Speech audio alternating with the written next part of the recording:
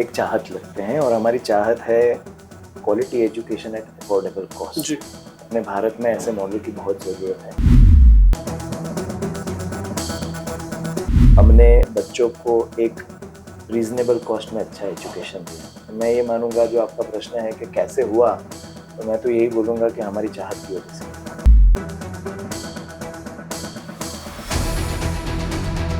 और आज हमारी यूनिवर्सिटी में विदेश के 3000 बच्चे जो 70 अलग कंट्री से आते हैं, वो भी आते हैं, पढ़ते हैं।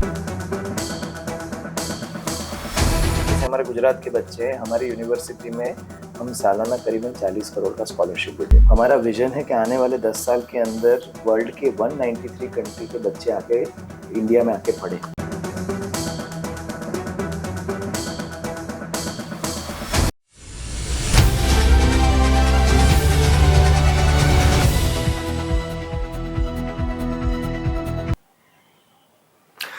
एलन मस्क का नाम आप जानते हैं, मार्क जुकरबर्ग को आप जानते हैं। अगर आप फेसबुक चलाते होंगे तो जाहिर तौर पर जानते ही होंगे। ये वो लोग हैं जो बहुत ही इनिशियल स्टेज में एक बड़ा नाम कमा गए, एक बड़ा बिजनेस, बड़ा एम्पायर खड़ा कर गए। ये विदेशी हैं, लेकिन मैं भारत की अगर बात करूं तो एक ब्रांड है, एक नाम है पारुल यूनिवर्सिटी। आपने सुना ही होगा, जाहिर तौर पर एक बड़ी यूनिवर्सिटी है और बहुत ही फास्ट ग्रोइंग यूनिवर्सिटी है। उनके प्रेसिडेंट हैं दिव्यांशु पटेल, उसके प्रेसिडेंट हैं, वो हमारे साथ है। बहुत बहुत स्वागत है पटेल साहब। Thank you sir. पटेल साहब, अगर गूगल पर जाकर सर्च की जाए पारुल यूनिवर्सिटी, सबसे फास्ट ग्रोइंग यूनिवर्सिटी के तौर पर उसे जाना जाता है। पिछले 8 साल में कमाल करके दिखा दिया। ये कमाल कैसे हुआ? हिंदी में एक कहावत है, वो कहावत ऐसी है कि अगर सीखना है सूरज से तो डूबना नहीं उगना सीखो। जी। अगर सीखना है दिए से तो जलना नहीं मुस्कुराना सीखो। अगर पहुंचना है शिखर पे तो राह पे चलना नहीं राह का निर्माण करना सीखो। जी। तो मैं ये मानता हूं कि अगर जिंदगी में आपको किसी भी चीज से प्यार है, इंग्लिश में ऐसा बोलते हैं that in this world where desire rules the heart, जी। you will always discover that love is the flame that lights up the soul. मेरा ऐसा मानना है, जो चीज़ को आप दिल से चाहते हैं उसमें आप हमेशा अच्छा करते हैं। जी। तो मैं, मेरा परिवार, हम एजुकेशन को दिल से चाहते हैं बेसिकली। तो सुबह शाम इसी में लगे रहते हैं और हमने हमारे आसपास हमारी टीम भी ऐसी बनाई है जो इस चीज़ को चाहते हैं। तो उनके अंदर भी जुनून है। तो जब किसी चीज़ की चाहत होती है तो आप कुछ भी कर सकते हैं, मेरा ऐसा मानना है। जी। तो हमने पिछले 8 सालों में बहुत मेहनत की। 2015 के अंदर जब हमारा यूनिवर्सिटी बना, करीबन 10-12 हज़ार बच्चे हमारी यूनिवर्सिटी में थे, 16 संस्थान थे। जी। आज 8 साल में अभी हमारी यूनिवर्सिटी में करीबन 43,000 स्टूडेंट्स हैं और 38 संस्थान बन गए हैं। और इस साल सब ठीक रहा तो हम 50,000 का मार्क भी क्रॉस कर देंगे। तो हम एक चाहत लगते हैं और हमारी चाहत है quality education at affordable cost. जी। अपने भारत में ऐसे मॉडल की बहुत ज़रूरत है, क्योंकि मध्यम वर्ग से और ऐसे काफ़ी सारे स्टूडेंट्स आते हैं जो पढ़ना चाहते हैं लेकिन उनके पास मीन्स नहीं है पढ़ने की। जी। तो अगर ऐसी अपॉर्चुनिटी क्रिएट की जाए तो इंडिया में it is a limitless thing कि आप कितना कर पाओ, आप कर ही सकते हो, पूरी ज़िंदगी कर सकते हो, इतनी अपॉर्चुनिटी है।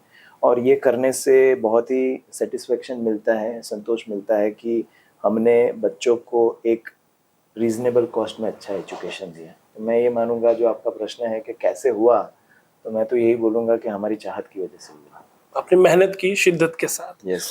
हरियाणा की ओर रुख किया है आपने, आज चंडीगढ़ में आप पहुंचे हैं। वजह क्या है, कारण क्या है? हम एक्चुअली अभी हमारा गुजरात के अंदर हमारी यूनिवर्सिटी का प्रेजेंस है। हम गुजरात में बड़ौदा, अहमदाबाद और राजकोट के अंदर हमारे कैंपसेस हैं। हम चाहते हैं कि आने वाले समय में हम एजुकेशन अपॉर्चुनिटीज़ को एक्सपांड करें। जैसा कि मैंने बोला कि अभी 43,000 स्टूडेंट्स हमारे यूनिवर्सिटी में पढ़ रहे हैं। हमारे नॉर्थ इंडिया में सभी स्टेट्स में हमारी खुद की ऑफिसेज हैं। जैसे आप जम्मू कश्मीर ले लें, पंजाब ले लें, हरियाणा ले लें, चंडीगढ़ ले लें, हिमाचल ले लें। तो एक आने का उद्देश्य तो ये भी है कि हम यहाँ के लोकल सिनेरियो को समझे, बच्चे किस तरह से सोच रहे हैं और किस तरह से नॉर्थ के बच्चों को वेस्ट के तौर पे मतलब गुजरात की तरफ कैसे हम उनको अट्रैक्ट कर सकें। और ये भी देखने आए हैं कि यहाँ पे क्या अपॉर्चुनिटीज़ हैं। जी। लेटर से एक सेंटर यूनिवर्सिटी का हरियाणा या चंडीगढ़ या पंजाब में हो सकता है, तो वो एक एक्सप्लोरेटरी विजिट बोलूँगा मैं, ऐसा नहीं बोलूँगा कि भी आज कुछ करने ही आ गए हैं जी। लेकिन एक एक्सप्लोरेटरी विजिट है। और प्लस हमारे जितने भी ऑफिसेज हैं नॉर्थ इंडिया के अंदर, उसको हम रिव्यू भी कर रहे हैं, कैसे काम चल रहा है और कैसे हम नॉर्थ को गुजरात की तरफ अट्रैक्ट कर पाए, ये एजेंडा से हम आए हैं। मतलब कहा जा सकता है कि पारुल यूनिवर्सिटी का हरियाणा में एक पौधा लगाने की तैयारी की जा रही है। हाँ, कोशिश है, तैयारी तो अभी नहीं बोल सकते, लेकिन अभी जमीन ढूंढ रहे हैं कि भाई कहाँ पौधा बोया जाए बेसिकली। तो मैं ऐसा बोलूंगा कि हम अभी सर्च कर रहे हैं कि क्या कर सकते हैं, कैसे अपॉर्चुनिटीज क्रिएट कर सकते हैं। अगर बात की जाए पारुल यूनिवर्सिटी हरियाणा में आती है तो यहाँ के हरियाणवी लोगों का, यहाँ के युवाओं का क्या फायदा करेगी? क्या सरकार के साथ मिलकर जो नई एजुकेशन पॉलिसी है उस पर काम करने वाले हैं, उसमें कुछ बेहतर सुधार कराने वाले हैं, कोई मदद कर सकते हैं? देखिए, गुजरात में अगर हम बात करें तो अभी गुजरात में हम गुजरात की लीडिंग यूनिवर्सिटी हैं जी। और मैं इस प्रश्न का उत्तर उस तौर पे देना चाहूंगा कि हमारे वजह से गुजरात को क्या फायदा हुआ। जी। तो आज हमारी यूनिवर्सिटी में भारत के 28 राज्य और 9 यूनियन टेरिटरी के सभी बच्चे आते हैं, पढ़ते हैं। और आज हमारी यूनिवर्सिटी में विदेश के 3000 बच्चे जो 70 अलग कंट्री से आते हैं वो भी आते हैं, पढ़ते हैं। तो आप ये तो मान सकते हैं कि जब इतने सारे बच्चे गुजरात बाहर से गुजरात में पढ़ने आते हैं तो सबसे पहले गुजरात की इकोनॉमी को बहुत बड़ा बूस्ट मिलता है। जी। जब हमने शुरू किया 2002 में तो हम बड़ौदा से 10 किलोमीटर बाहर हमारा कैंपस है, एक सिंगल लेन रोड था। आज ये 8 लेन रोड्स में कन्वर्ट होने जा रहा है वही रास्ता। जी। और आने वाले 2 या 3 साल के अंदर हम जो जगह पे हैं वो जगह कॉरपोरेशन की हद में आ जाएगी, क्योंकि पूरे 10 किलोमीटर के रोड पे इतना सारा इंफ्रास्ट्रक्चर डेवलपमेंट हुआ है, मेनली स्टूडेंट रेसिडेंट्स के लिए, स्टूडेंट्स की फैसिलिटीज के लिए। तो मेरा एक मानना है कि सबसे पहले हमारे रहते गुजरात की इकोनॉमी को बहुत ही बड़ा बूस्ट हमने दिया है। जी। तो मेरा ये मानना है हम कोई भी स्टेट में जाएंगे, जैसे हरियाणा है या गोवा है या कोई भी स्टेट में जाएंगे हम, तो मेरा ये बहुत दृढ़ता से मानना है कि हमारे जाने से हम सिर्फ वो स्टेट के बच्चों को कैटर नहीं करेंगे, लेकिन पूरे इंडिया से, पूरे वर्ल्ड से बच्चों को वहाँ को लाने की कोशिश करेंगे। जी। तो जिससे उसकी स्टेट की इकोनॉमी को हम कैसे बूस्ट कर पाए, पहली बात। दूसरी बात, एजुकेशन में क्वालिटी, जैसे मैंने पहले बोला कि हमारा मेन उद्देश्य है कि quality education at an affordable cost. जी। जब ये मिलता है तो एक मैन पावर, ह्यूमन रिसोर्स ऐसा पैदा होता है जो इंडस्ट्री के लिए काम का है, और जब इंडस्ट्री के काम का ह्यूमन रिसोर्स पैदा होता है तो इंडस्ट्री को बूस्ट मिलता है। और दूसरा, हम ये भी चाहेंगे कि वो स्टेट के बच्चों को कैसे हम फाइनेंशियली एड कर पाए। जैसे हमारे गुजरात के बच्चे हैं, हमारी यूनिवर्सिटी में हम सालाना करीबन 40 करोड़ का स्कॉलरशिप भी देते हैं। जी।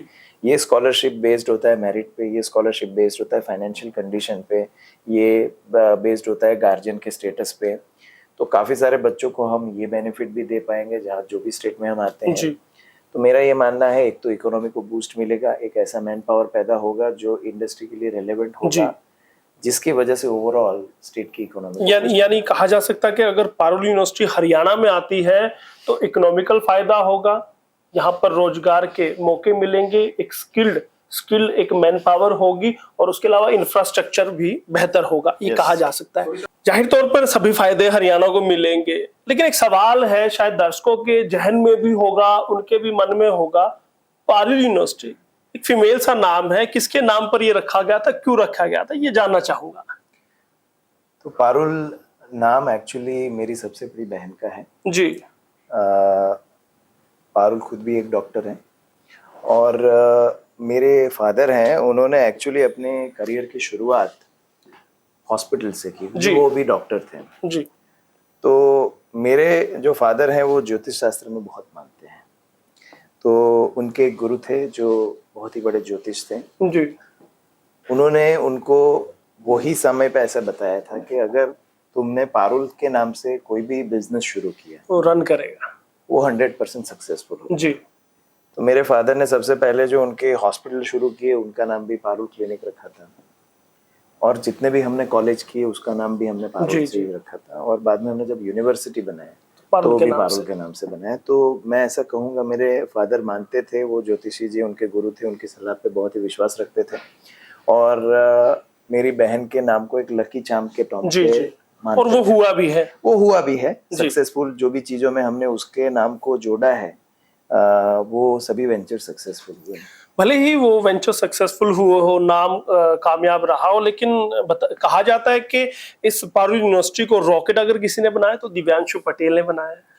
नहीं, ऐसा हम कभी बोल नहीं सकते हैं कि कोई भी ऑर्गेनाइजेशन कोई एक व्यक्ति की वजह से सक्सेसफुल जी होता है।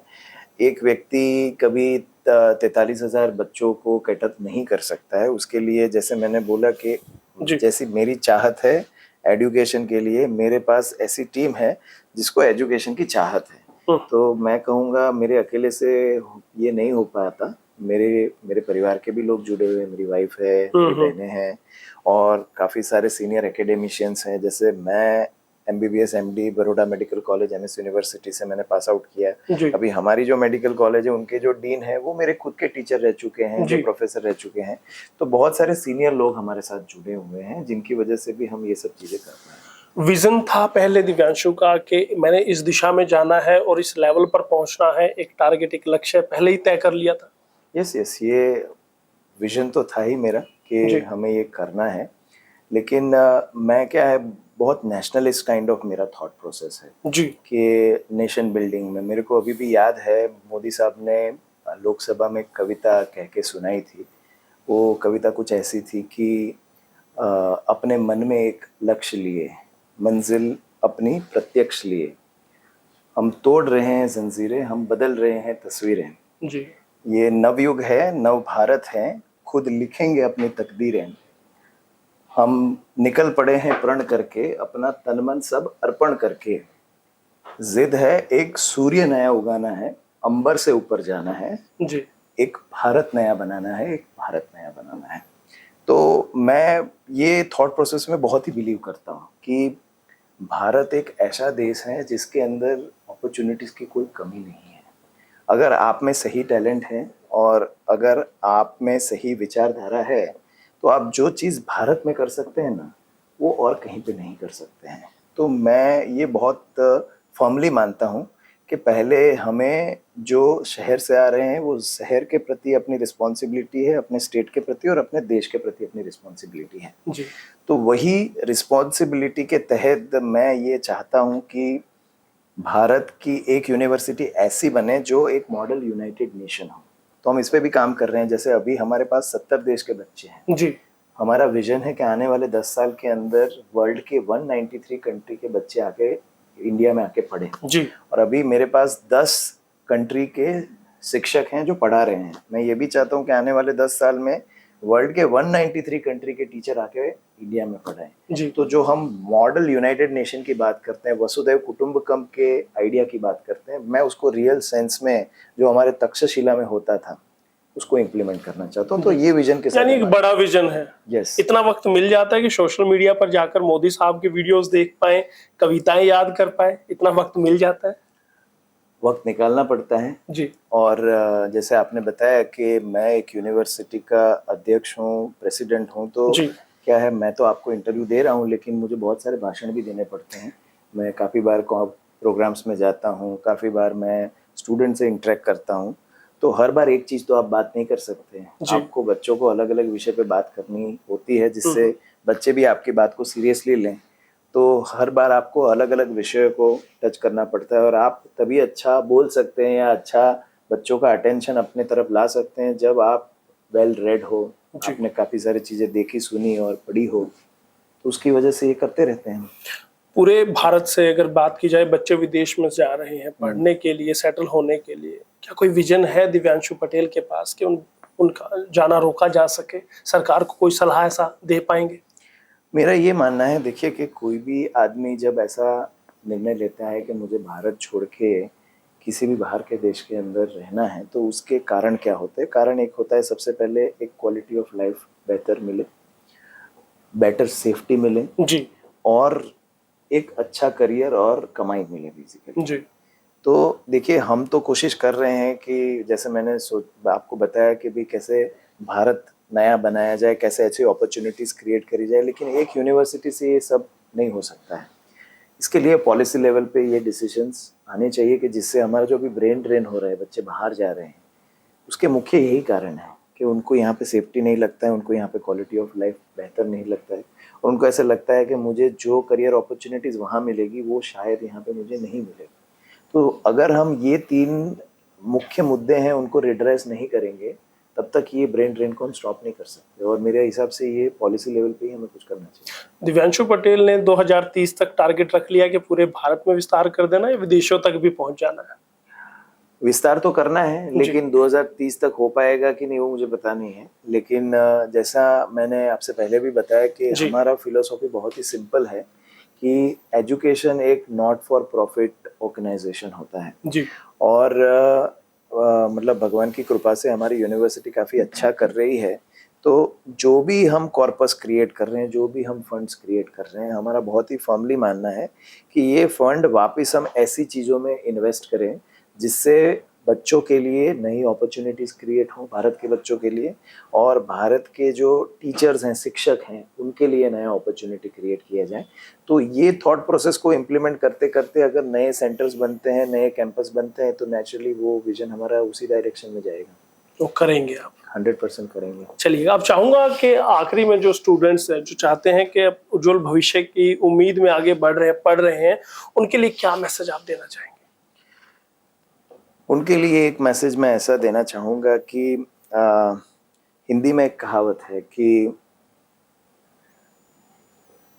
सोच को बदलो तो सितारे बदल जाते हैं, नज़र को बदलो तो नज़ारे बदल जाते हैं, कश्तियाँ बदलने की ज़रूरत नहीं है, बस दिशा को बदलो, किनारे खुद ब खुद बदल जाते हैं। और हिंदी में ऐसे भी कहते हैं कि अपने हाथों की लकीरों को क्या देखते हो, नसीब उनके भी होते हैं जिनके हाथ नहीं होते हैं। तो एक दृढ़ विश्वास, आत्मविश्वास कि नहीं ये मैं कर सकता हूँ, ये बहुत सिंपल चीज़ है। आत्मविश्वास सभी लोग बोलते रहते हैं लेकिन सभी लोग रखते नहीं हैं जी। और दूसरी चीज़ है एक सही दिशा, सच्ची दिशा। तो अगर आत्मविश्वास है, सही दिशा है, और जैसे मैंने सबसे पहले बोला, चाहत है कोई भी चीज़ की। जापान में एक टर्मिनोलॉजी जिसको बोलते हैं इकिगाई जी। तो जापान में लोग बहुत ज़्यादा जीते हैं, 100 से ज़्यादा उम्र वाले लोग पूरे वर्ल्ड में सबसे ज़्यादा जापान में हैं। और जब रिसर्च किया गया तब सबको पता चला कि ये एक इकिगाई करके कॉन्सेप्ट है। इकिगाई कुछ नहीं है, चाहत है जी। आप जो करते हैं उसकी चाहत है, उसको ढूंढना और उस दिशा में काम करना। तो अगर ये 3 चीज़ का आपके लाइफ में कॉम्बिनेशन है तो आप कुछ भी कर सकते हैं। तो मैं तो यंग जनरेशन को यही बोलूँगा कि आप आत्मविश्वास रखें जी, जो आप चाहते हैं वो करें, और सही और सच्ची दिशा में आगे बढ़ें, तो आप 100% जो भी करना चाहते हैं लाइफ में आप कर पाएंगे। चलते चलते बता दीजिए आपके रोल मॉडल कौन है? मेरे रोल मॉडल काफ़ी सारे लोग हैं जी। जैसे आप स्पिरिचुअलिटी में बात करें तो मैं फॉलो करता हूँ गौर गोपाल दास जी को जी। अगर आप एंटरप्रेन्योरशिप और बिजनेस की बात करें तो मैं रतन टाटा जी को फॉलो करता हूँ। पॉलिटिकली मैं कुछ बोलूँगा नहीं क्योंकि बोल के कुछ कंट्रोवर्सी हो जाए, मतलब ये कुछ ऐसे लोग हैं जिनको मैं फॉलो करता हूँ। अगर आप ऑथर की बात करें जी, तो रॉबिन शर्मा करके बहुत ही अच्छे इंग्लिश ऑथर है, उनको मैं फॉलो करता हूँ जी। तो इन लोगों को फॉलो करता हूँ, सोशल मीडिया में फॉलो करता हूँ, इनकी बुक्स पढ़ता हूँ और उससे काफ़ी सारा इंस्पिरेशन मिलता है। इनको भी हम कोशिश करते हैं इनको कैसे हम यूनिवर्सिटी में बुलाएं, हमारे बच्चों से बात करें। तो गौर गोपाल दास जी को तो बुलाने में हम काफ़ी सक्सेसफुल रहे हैं, वो आ चुके हैं। अभी हम रतन टाटा को कोशिश करेंगे, वो भी यूनिवर्सिटी में आए, बच्चों से बात करें, और रॉबिन शर्मा को भी बुलाने की कोशिश करेंगे। चलिए, बहुत बहुत धन्यवाद करूँगा हरियाणा से बात करने के लिए। Thank you. तो दिव्यांशु पटेल जी थे, पारुल यूनिवर्सिटी किसी से अनछुई नहीं है, ऐसा नाम है जिसे पूरी दुनिया जानती है। उन्होंने बहुत ही कम समय में बहुत ही ज्यादा मेहनत करके बहुत ज्यादा उन्होंने तरक्की की है। उनका एक ही मूल मंत्र है कि दृढ़ निश्चय अगर आप कर लेंगे तो कर पाएंगे। उन्होंने बहुत ही छोटे से शुरुआत की थी, ऐसा नहीं है कि वो चांदी की चम्मच लेकर मुंह में पैदा हुए थे। उन्होंने मेहनत की और वही मूल मंत्र वो भविष्य बनाने वाले उन बच्चों को देते हैं जो अपना पढ़ रहे हैं या फिर अपना स्टार्टअप में विश्वास रखते हैं, आगे बढ़ना चाह रहे हैं। आपकी क्या राय है पारुल यूनिवर्सिटी के बारे? आप कितना जानते थे, कितना आज के इस इंटरव्यू के बाद जाना, हमें जरूर बताइएगा और लगातार हरियाणा आज के साथ बने रहिएगा। बहुत बहुत धन्यवाद हरियाणा आज के लिए। यशपाल कंचन।